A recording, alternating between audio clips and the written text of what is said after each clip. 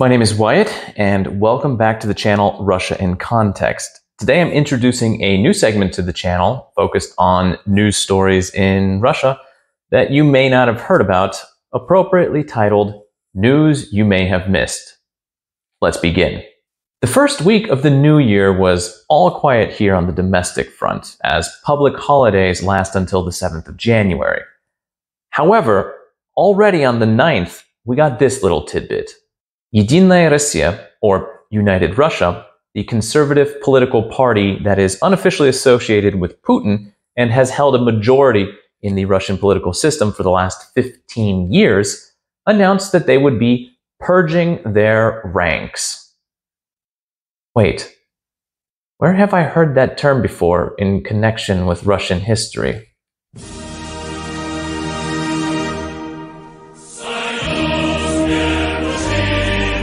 The reason for this purge is the upcoming election cycle here in Russia, which will feature a few large regional campaigns this year and the presidential election in 2024, which will likely see Putin winning a 5th term. On a side note, in 2020, Putin signed executive orders that amended the constitution, effectively nullifying his presidential term count and extending the length of each presidential term from 4 years to 6 years. Meaning that he can theoretically rule until 2036. But back to United Russia. The criteria for purging members from the party is quite simple. If you don't support the quote-unquote special military operation in Ukraine, you're out. Sources state that the number of party members has gone down to 13 million from 25 million prior to the purge. So how did they manage to figure out who was loyal? Algorithms. A computer program scoured Russian social networks, such as Одноклассники and ВКонтакте, making notes of which groups party members belonged to, which posts they were liking, and other online activity. Turning to economics, the last few weeks have not brought positive signs, but that's also not a huge surprise. The traffic in shopping centers in the run-up to New Year's Eve was down 10 to 15% from last year, 2021, and down by a total of 30% when compared to 2020. Now, this lack of shoppers had been noted throughout the year, with general shopper numbers down by an average of 7%. While an increase in online shopping may be partly responsible for this, just as it is in the West, the conflict in Ukraine resulted in many Western brands leaving the Russian market, many of which were considered anchor stores in such shopping centers. Because of companies leaving, the percentage of empty retail space has risen to 12% on average, as of 2022. Factor in that Russians have been spending less money in general, and you have a situation in which 200 shopping centers are verging on bankruptcy, and in general, 50% are facing some serious problem. The next piece of information is this. A third of all Russians, nearly 42 million people, depend on government subsidies, either pensions, unemployment, or other subsidies of some form. Moreover, nearly 22% of all Russians, some 31 million people, stated that they rely on government aid to survive. This is not all that much more than it is in the States, where 18% of the population are in a similar situation. Now, there are two things that I want to say regarding the statistics. First, that most of those relying on aid are either the elderly or the youth, just like it is in the United States. Secondly, I have no problem with government welfare programs, and in fact, I think they're pretty great, and I support their expansion.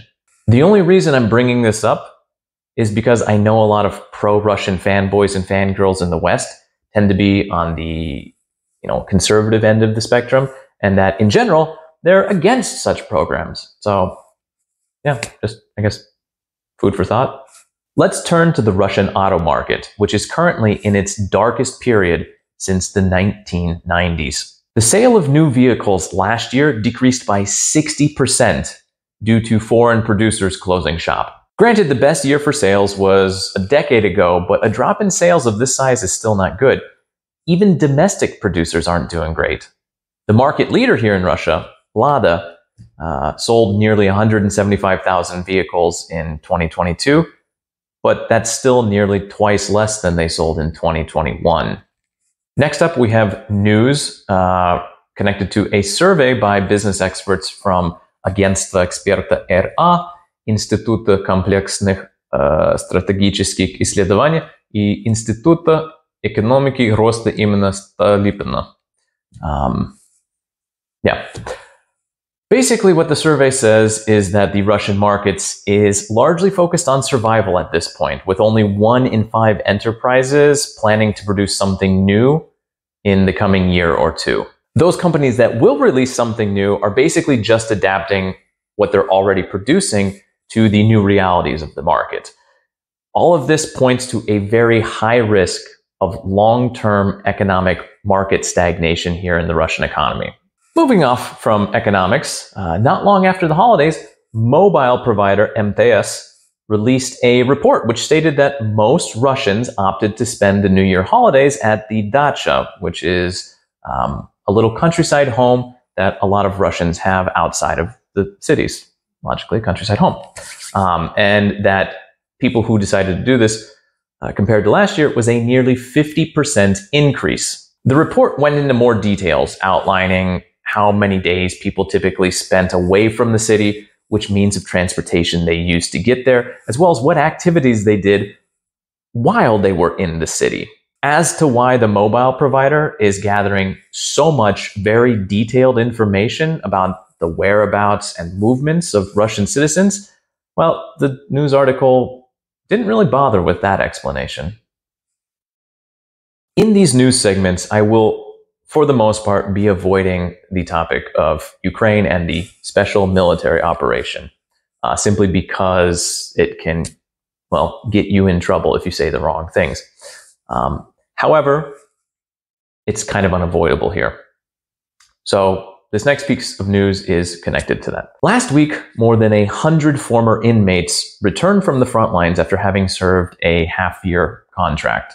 They were all pardoned, meaning they do not have to return to prison regardless of how much time they might have had left to sit out. This is one of the recruiting methods of the Wagner mercenary group. They go to correctional colonies, or penal colonies, whatever you want to call them, offer these inmates a contract that, when completed, will see them pardoned for their crimes. There's no way to know how successful these methods have been, but I would assume fairly. You do see news stories about it pop up here occasionally in the news, but for the most part, they don't make a lot of noise about it. Regardless, I'm sure I speak for many Russians when I say we're thrilled to welcome back the first wave of potentially violent criminals who have spent the last half year or so mastering the use of new forms of lethal weaponry. Welcome back. Before we continue, I must note that the battery in my external mic died, so we are just rocking the built-in one, but let's continue. As of the 11th of January, the Russian Ministry of Defense, according to official statistics based on their own reports, has shot down 371 Ukrainian aircraft. Impressive. In the spring, the Minister of Defense, Sergei Shoigu, stated that Ukraine had 152 aircraft.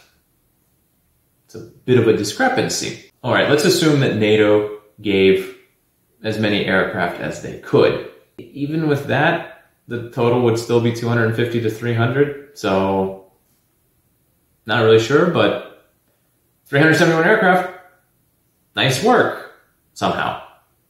Let's turn our attention to high-ranking figures here in Russia. Dmitry Medvedev, former president, former prime minister, current head of the Russian Security Council, after Putin, of course, Medvedev posted a gem of a quote to his Telegram channel. In it, he said, and I quote, "A loss for a nuclear state in a regular war might provoke the beginning of a nuclear war. Nuclear states don't lose major conflicts, which their fate depends on." Honestly, pretty par for the course for Medvedev at this point in time. However, that same day, the head of the Russian Orthodox Church, Patriarch Kirill, was evidently feeling also a bit apocalyptic. He began by discussing that there's this large threat to Russia and all people in the world because a few crazy people, who I'm assuming he means Western leaders here, that they believe that the great superpower that is Russia shouldn't exist and that it can be defeated, or at the very least made to reform and accept values that it doesn't recognize as such. And then he asked God to give these crazy people enough wisdom to understand that, quote, any wish to destroy Russia will mean the end of the world, end quote. It's worth noting that the quote in Russian, «Всякое желание уничтожить Россию будет означать конец мира», is a bit slippery, as that final word mira, or mir, can be translated as both the world and peace. So while it's possible he meant that the end of Russia would mean the end of peace, I personally doubt it, given the context of everything he said before that, and also understanding the general sentiment here among many of the higher-ups. The last news concerns weaponry here in Moscow. Over the last few days, people have spotted anti-aircraft arrays across rooftops in the city center, and supposedly on Rublyovka, which is the elite neighborhood to the west-southwest of the city, where most of the Russian elite live. Now, are they functioning air defense systems, or is it all for show? Is there a valid threat? And if not, is this just to cause people to fear a potential attack? Or is it for them to feel relief that they're being so well protected? As usual, there are more questions here than there are answers, but it's a development that I couldn't ignore. And with that, you're all caught up on news from Russia and Moscow that you may have missed. As I was trying to cover the last 3 weeks, I didn't pay much attention to events happening in other regions. But looking to the future here, I'm going to attempt to make this a weekly segment. So I'm going to do my best to highlight happenings in other parts of the country. I also want to address my choice of news stories, because I think that's important here. First of all, I'm really doing my best to avoid any discussion of the conflict in Ukraine and things connected to the special military operation, simply because saying the wrong thing or reporting the wrong information can lead to fines, and repeat offenses can lead to potential jail time. So that's just something that I'm going to do my best to not touch. Obviously, some of the things that I talked about here today do touch on that a little bit, right? Like the Wagner mercenary group, air defense systems, right? Like that's just the reality that we're currently living here in Russia, right? You can't totally ignore it, even though some people might like to or might like us to. That said, I also want to kind of address this potential maybe argument to be made here that I chose lots of negative news stories. You know, the economy falling apart, blah, blah, blah, blah, blah, right? This is just what's being told in the West. Honestly, I don't think this is the news that's being reported in the West. And I also would like to point out that all of my sources are from Russian news sources, right? They're not Western sources. I'll put links to every single news article that I used when putting this together. So, you know, if you want to check it out, it's all there. And that's just the reality now. You open up any news website here in Russia and you're gonna get a lot of kind of not super positive news. So yeah, I could just ignore all of that, but doing so would, like, what's the point, right? Like, that's the news that's there. Now, as to why there are no feel-good stories with water skiing squirrels or barbershop quartets featuring octogenarians, I don't know. There just hasn't been any news like that. But, you know, rest assured, if fun news stories like that appear, I will do my best to highlight them. But yeah, for now, that's just the news that I've seen in the last 3 weeks. And if you've made it this far, thanks a ton. I hope it's been interesting and that you've learned something from it. I know a lot of this information is going to be new to people in the West, and if you're watching it from here inside of Russia, it's very possible that some of these news stories might be, well, new to you as well. So, leave questions, comments, even suggestions down below, and I will do my best to respond to each and every one of you. And of course, click the subscribe button to get more content like this and learn more about Russia and what is happening in Russia today. Once again, my name is Wyatt. The channel is Russia in Context. Thanks for watching.